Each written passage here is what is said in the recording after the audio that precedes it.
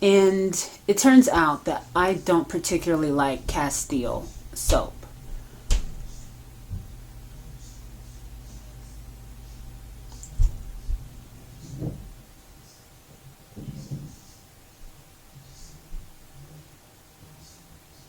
I don't like Castile soap. I actually think it's drying. But I'm saying that so that if like you're a lover of Castile and you think it's so friendly for dry skin, you kind of get a gauge on how much me and you will probably relate.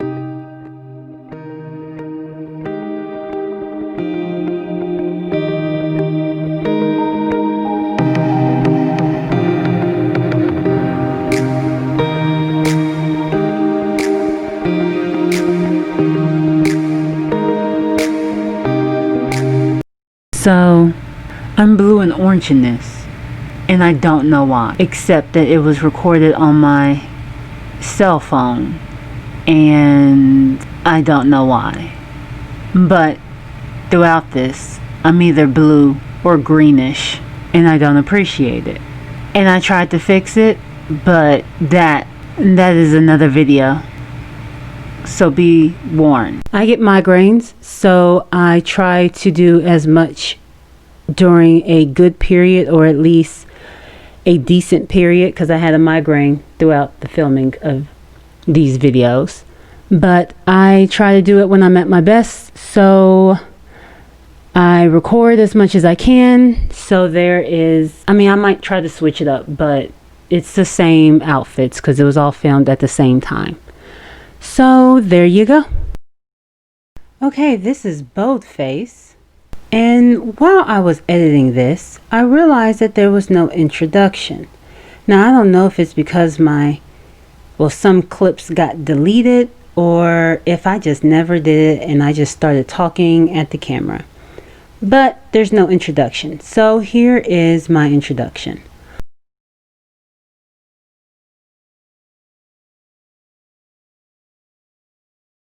Decided to do it. I got excited and I made a recipe, and I liked it, but I thought it could, I can't even remember what I thought it could be more of.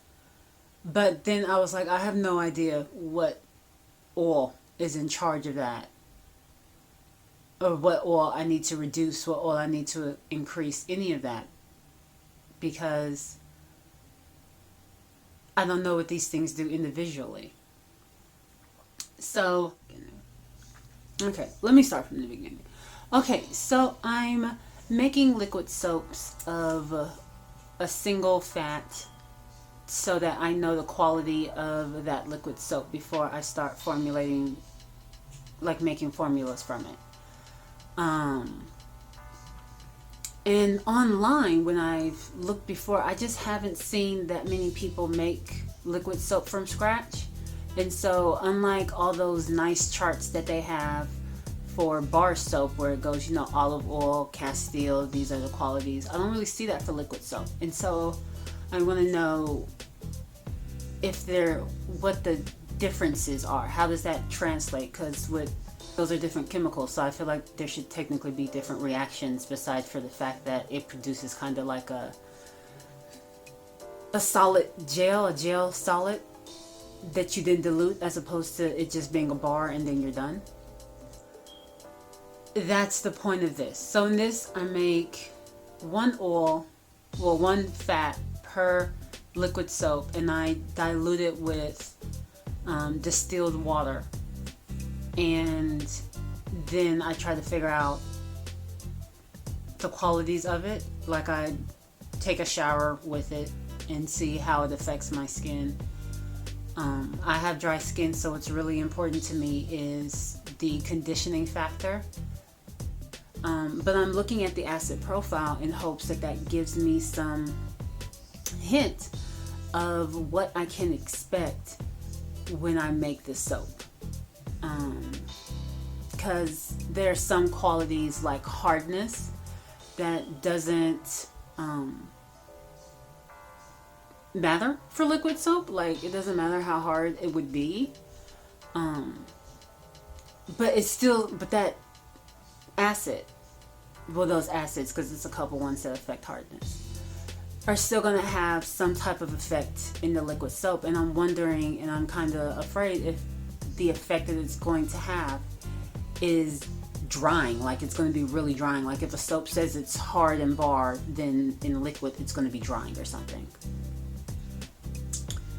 There's also things where that they talk about the bubbles. On a good day in May, I don't know about bubbles, whether it's bubbly or creamy. I don't know what creamy is. I'm not good at that. So that's why I include the clip of me washing my hands with the soap so that you can see what creamy or bubbliness that the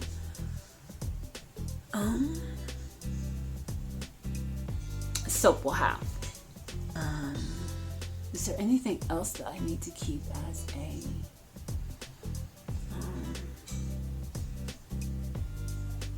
I need to say ahead of time? Yeah, and that's it. It's just potash, the fat, and then diluting it with distilled water and nothing else. I wash my hands with it, and then I wait a little bit, and then I start to shower with it for a bit so I can see what its real qualities are on the skin, because I just don't know how much I can use the bar soap qualities for liquid soap.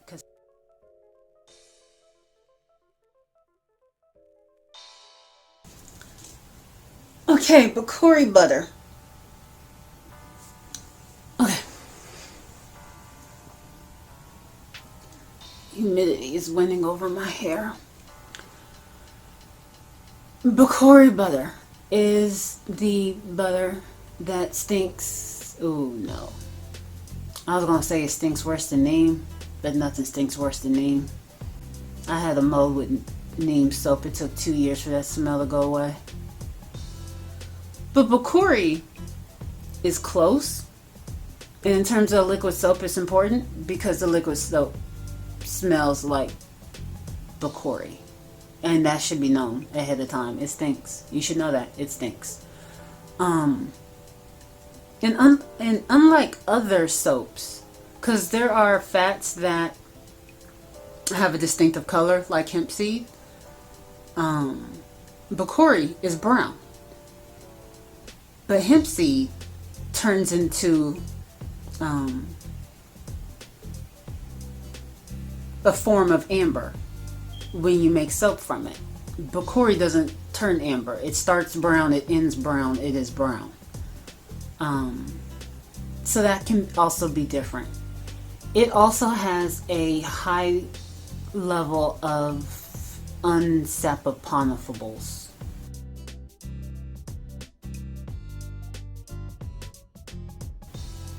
We're gonna go with that. And when I say a high percentage, I mean a high percentage. It's probably like 30%.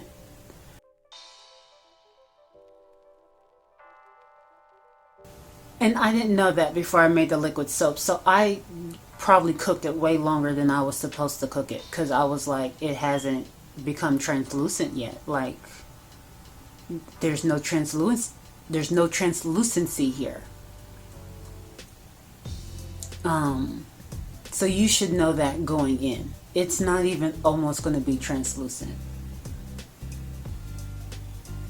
You're just going to have to go based off of how much time it has been cooking, and just say it's been cooking for 2 hours or however long. It's done, because clarity is not a thing with it. It is opaque.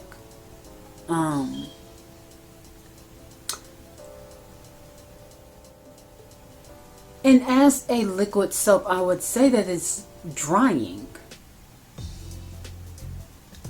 But all of those unsaponifiables, unsaps, I'm just going to call them unsaps. All those unsaps feel like liquid silk when you're showering, when you're cleaning with them. They feel so nice. Its iodine levels are low, I feel like the only place I could find, because it's not like Bacuri is widely available in American markets anyway, put it in the 50s for its iodine levels. Iodine levels in bar soap indicate how hard a bar would be. I've never tested that theory because I've never cared to use them. Whenever I formulated, I never looked at the iodine levels. Acid profile is also a bit special because it has palmitic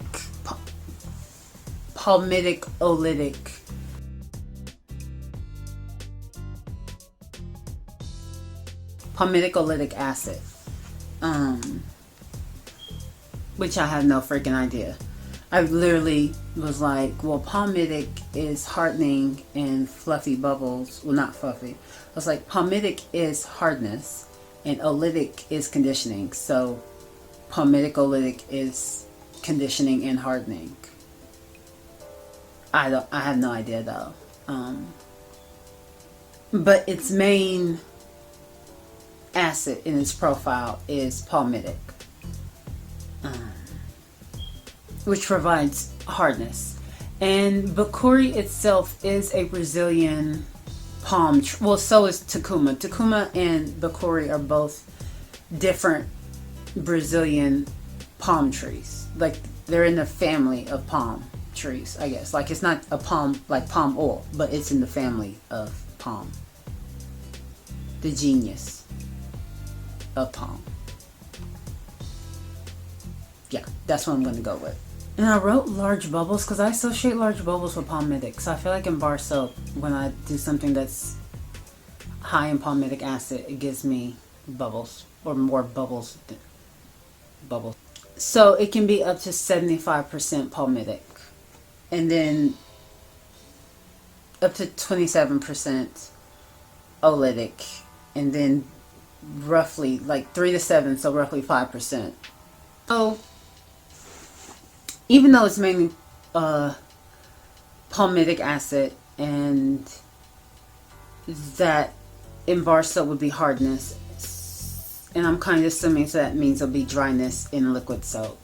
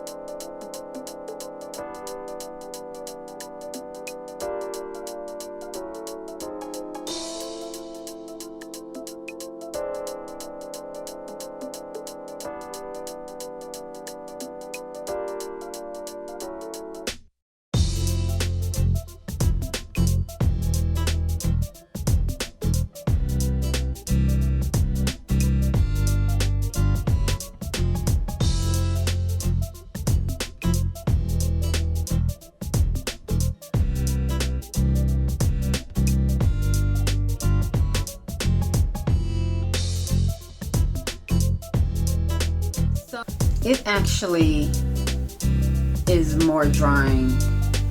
It is equally as drying as Takuma liquid soap. In my head, I'm like, how can I get the unsaps out of it? Like, I'm wondering, like, if I do some type of like high quality cheesecloth, could I separate the two? Because its unsaps feel really good on the skin and they're really nice and everything. Again, it kind of feels like liquid silk is just washing your body. But not only is it stripping, but it can strip to the point where it actually hurts.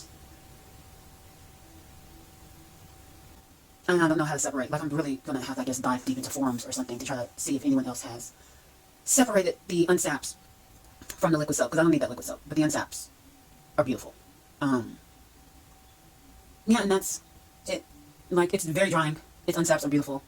It feels good while you're using it. I wonder if you just let it settle to the bottom.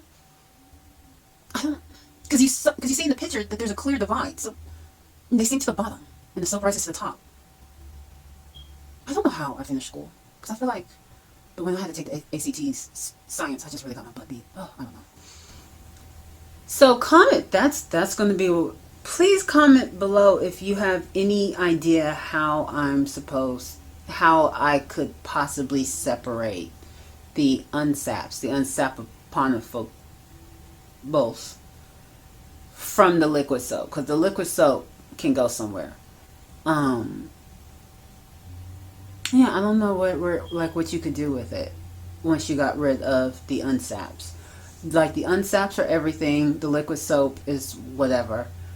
And if you have any idea on how I can separate the two, please write it down, because I'm gonna have to search, and I am not a science chick. Yeah. And I hope you enjoyed the video. I hope this was helpful for anyone. If there's any information that I can include, or anything you would like to see when I do it, because I'm gonna redo shea butter and hemp soap, and I'm gonna redo avocado, and I'm gonna redo olive oil, and hope maybe if I get a different vendor for those things, I won't hate castile soap as much as I do. Just because when I made them before, it was like literally just like, oh, I want to learn how to make liquid soap. Oh, this feels really nice. But I didn't sit down and like really look at its acid profile or anything like that. So I'm going to redo those things. So if there's anything that like you would want to see, or anything you would like for me to cover in these videos, if you do come across this, just also write it down in the comment section, so I can know, because I really do want these particular videos to be a resource for people who like making liquid, well, are like curious about making liquid soap, or maybe you sell soap and you want to move into the liquid soap, or maybe you bought some natural liquid soap and you just want to know about the ingredients in it. Just please comment down what you would want to see, and thanks for being here. Yeah, thanks.